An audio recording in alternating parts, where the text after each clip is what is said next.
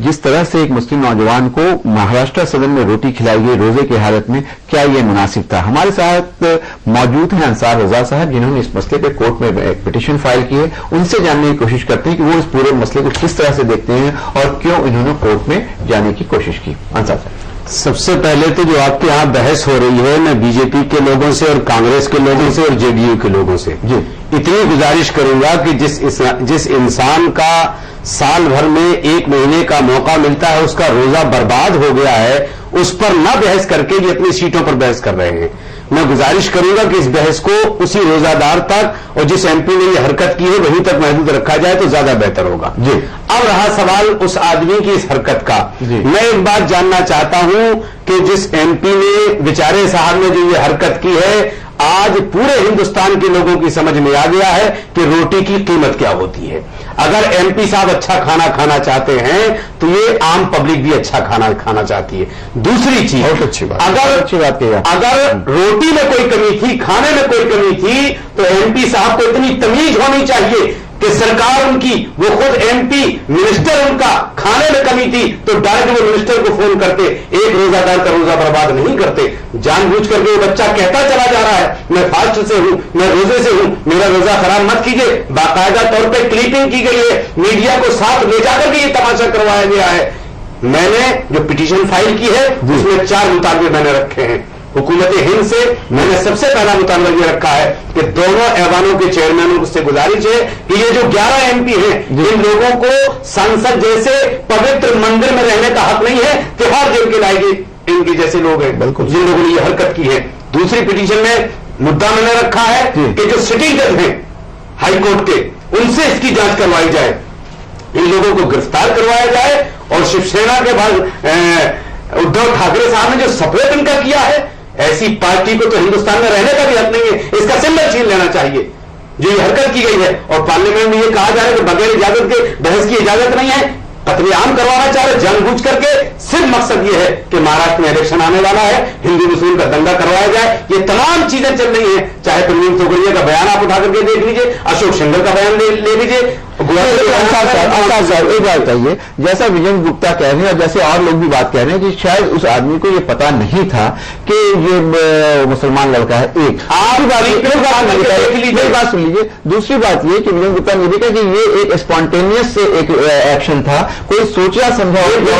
जिसमें फैसल साहब सोची समझी साजिश के तहत किया गया है। आप अभी चले जाइए महाराष्ट्र सदन, क्या वहां सीसीटीवी कैमरा लगा हुआ है जिसमें ये सारी क्लिपिंग दिखाई जा रही है? ये बाकायदा तौर पर कैमरा लेकर के गए हैं और प्लानिंग के साथ ये तमाम चीजों का।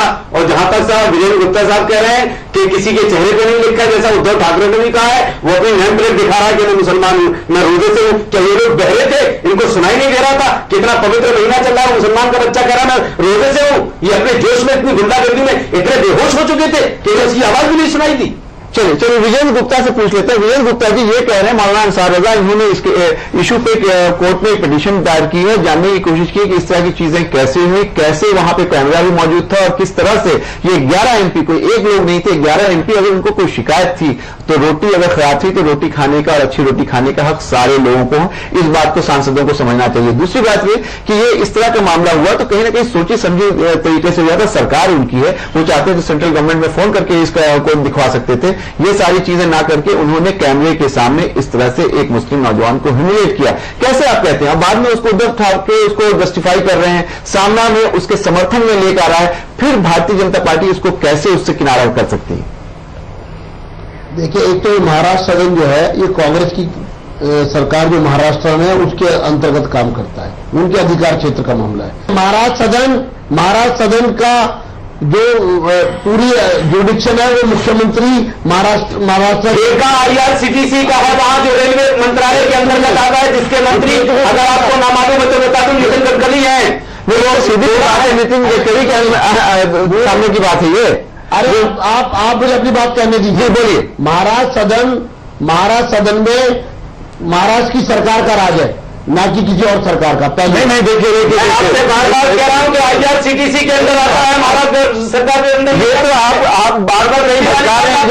IRCTC जो है वो रेलवे मिनिस्ट्री के अंदर है, वो रेलवे के अंदर आता है। फैसल साहब जी, नहीं ये मसला विजय गुप्ता जी, नहीं ये मसला महाराष्ट्र सदन का है, ना कांग्रेस का है। आप इसमें मेरी बात सुन लें। अजय कुमार कुछ कहना चाह रहे हैं, सुन लीजिए। आप ये मसला ना कांग्रेस का है, ना महाराष्ट्र सदन का है, ना रेलवे का है। ये मसला सिंपल सीआरपीसी और आईपीसी का है कि एक सरकारी मुलाजिम पे ऑन ड्यूटी हासिल हुआ है, एफआईआर दर्ज कराएं। होम मिनिस्ट्री तो आपकी है। ये बिल्कुल आपने ठीक कहा। बस आपने बात खत्म करें इसको। इससे क्या मतलब है? अच्छा, इसका मतलब यह है कि वो इंसान अगर रोजे से ना होता तो उसको थप्पड़ मारा जाता, माननीय मेंबर ऑफ पार्लियामेंट। आप अपनी बात उचित होता है। विजय गुप्ता कुछ कह रहे हैं जी, मेरी बात को बोल दीजिए।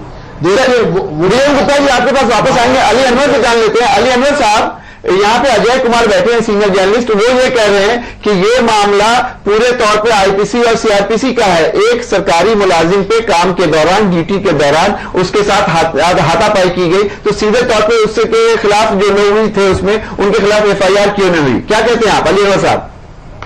सरकारी मुलाजिम नहीं है। बिल्कुल सही है, लेकिन ये मामला वही नहीं है, उससे आगे भी है जी। पहले स्तर पर कार्रवाई हो जाए, फिर आगे की देखते हैं। जी, मैं अजय कुमार धार्मिक स्वतंत्रता का अधिकार दिया है जी, हर नागरिक को अपने विश्वास में धर्म को माने। आपके पास वापस आऊंगा विजय गुप्ता जी। पर अमल करे, ये फंडामेंटल राइट है। ये फंडामेंटल राइट का भी हनन है। सिर्फ कानून किसी मेंबर पार्लियामेंट का अपने हाथ में लेने और किसी को ह्यूमिलिएट करने का ही मामला नहीं है। ये हर हिंदुस्तानी के एक फंडामेंटल राइट पर भी हमला है। अली अनवर साहब कुछ आपसे बोलना चाह रहे हैं। एक बात आपसे कहना चाहता हूं, अगर बुरा ना लगे। जी बोलिए बोलिए। अली अनवर साहब बोलिए। मैं आपसे ये गुजारिश करना चाहता हूं कि जाहिर सी बात है आपके दिल को दर्द हुआ है कि एक मुस्लिम बच्चे के साथ बहुत नाइंसाफी हुई है।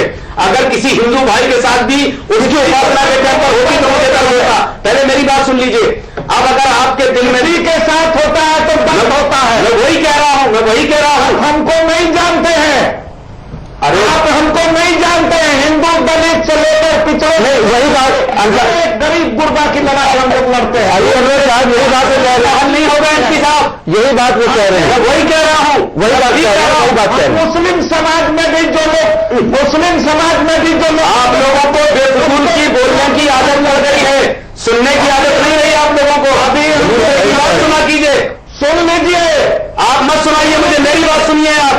अगर आपको इतना दर्द है तो आप उठिए हमारे साथ। पब्लिक हम आपको देते हैं। महाराष्ट्र सदन के सामने धरने पर आप बैठिए कि जब तक इन एमपीओ को गिरफ्तार नहीं किया जाएगा आप नहीं उठेंगे, तब हम जेल से छुड़ा के लाया। अली अनवर साहब, अभी हमने 40 लोगों को मक्का के जेल से छुड़ा के आप सही बात कह रहे हैं। आपने 40 लोगों को जाति करता है तो उसके भी खिलाफ ठीक है, आपने अपनी बात 40 कही। लोगों को मक्का के जेल से 1 साल तक लड़ाई लड़ते उनको अली अनवर साहब एक मिनट यहाँ पे आप हमारे प्रयास से अली अनवर साहब आपने 40 लोगों को मक्का से छुड़ाया, ये एक अच्छी बात है। आपने बहुत उसमें बड़ा रोल, के लिए भी दर्द रखते हैं। आपने एक अच्छा काम किया। भी दर्द रखते हैं। लेकिन एक बात सुन लीजिए अली अनवर साहब नहीं सुनेंगे, नहीं सुनेंगे।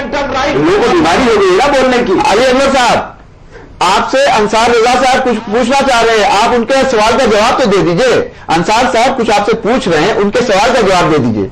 जी अंसार। जो हादसा मुसलमान बच्चे के साथ हुआ है, अगर यही किसी हिंदू के साथ होता तब भी हमारी हमदर्दी उसके साथ होती। ठीक है, मेरे अर्ज करने का मकसद यह है, ठीक है ना, मेरे अर्ज करने का मकसद यह है कि कल आपने पार्लियामेंट में परसों जो बहस की है उसकी आपकी तारीफ करते हैं, लेकिन मैं आपसे इतना कहना चाहता हूं, आपको दर्द है कि इस मुसलमान के साथ ज्यादती हुई है? दर्द है ना? हाँ बिल्कुल लग की बात है जी, दर्द है ना? क्यों नहीं? अगर दर्द है, बिल्कुल है। तो अभी आप पटना में हैं, सोमवार को दिल्ली आ जाइए और महाराष्ट्र सदन के सामने धरने पर बैठिए। हम आपके साथ बैठते हैं और तमाम मुस्लिम कौम को अपने हिंदू भाइयों से गुजारिश करते हैं वो आपके साथ बैठे। अगर दर्द है तो तमाशा मत कीजिए, सियासत मत कीजिए उस बच्चे के साथ। उसका रोजा बर्बाद हुआ है, जवाब कौन देगा उसके रोजे का? आपसे सर्टिफिकेट लेने की जरूरत नहीं है। बस बात तो यही है ना, इसीलिए पूरी मुस्लिम कौम ने आप लोगों को लीडर नहीं माना है। आप जो भी उठाया पार्लियामेंट में वो सब सवाल हमने आपसे पहले से चुरा करके आपने PIL में लिया है। आपसे पहले सारी बात हम लोगों ने पार्लियामेंट में की। लेकिन ये तो पार्लियामेंट में कर रहे थे, हम तो PIL बाकायदा हाईकोर्ट में दाखिल करके आए हैं और हम उनको जेल भिजवा करके रहेंगे। जमीन पर लड़ते हैं।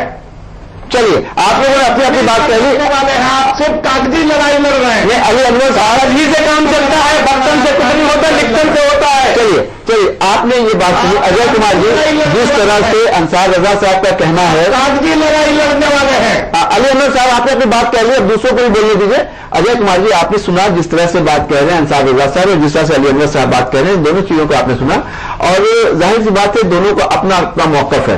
लेकिन जो बात ये कह रहे हैं कि इस पर धरना देना चाहिए और सामने बैठना चाहिए महाराष्ट्र, क्या आपको लगता है ये मुनासिब है अभी? नहीं, देखिए, मैं उससे आगे जाके फिर अपनी बात पे वापस आता हूं कि इसको सियासत और धर्म के नजरिए से न देखें। चलिए, अभी आप यहाँ पे रोकूंगा, ब्रेक के बाद वापस आएंगे, वक्त हो गया ब्रेक के बाद वापस आएंगे तो सीधे चलेंगे अजय कुमार के पास और उनसे जानने की कोशिश करेंगे क्या इस पे इस तरह की सियासत होनी चाहिए कि महाराष्ट्र सदन के सामने धरना देना है या नहीं देना है। लेते हैं ब्रेक।